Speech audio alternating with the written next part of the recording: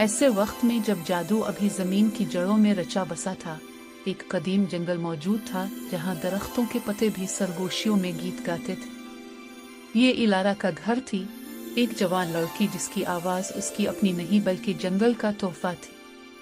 इलारा गीतों की बनने वाली के नाम से जानी जाती थी। जब वो गाती तो इसके कदमों के नीचे फूल खिल उठते, नदी में अपना रुख मोड़कर उसे सुनते और हुआ भी थम जाती।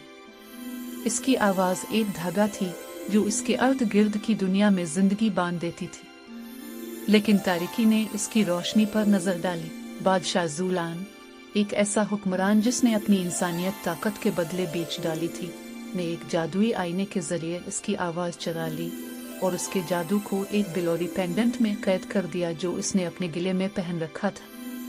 अपनी आवाज के बगैर जंगल खामोश हो गया, रंग फीके पड़ गए, नाले सूख गए और इलारा घने जंगल में तन्हा बैठी रही, अपना गला दबाए हुए, आंसू बहाने से भी कासिर।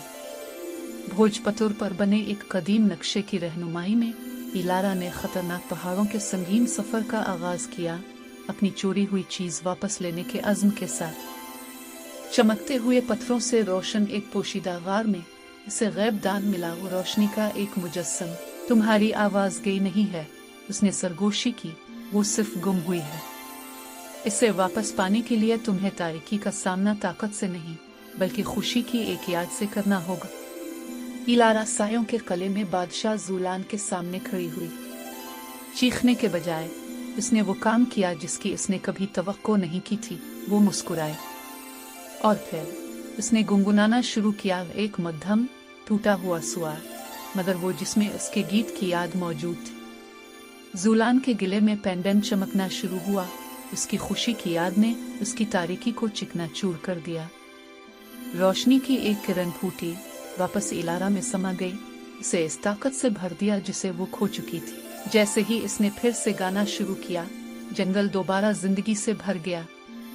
रंग पहले से ज्यादा चमकदार हो गए, फूल पंखुड़ियों के धमाकों में खिले और नदी में नई तवानाई से बहने लगी। इलारा जंगल की मुहाफिज बन गई, दूसरों को सिखाती कि हकीकी जादू ताकत में नहीं बल्कि गहरी से गहरी खामोशी में भी रोशनी ढूंढने की हिम्मत में।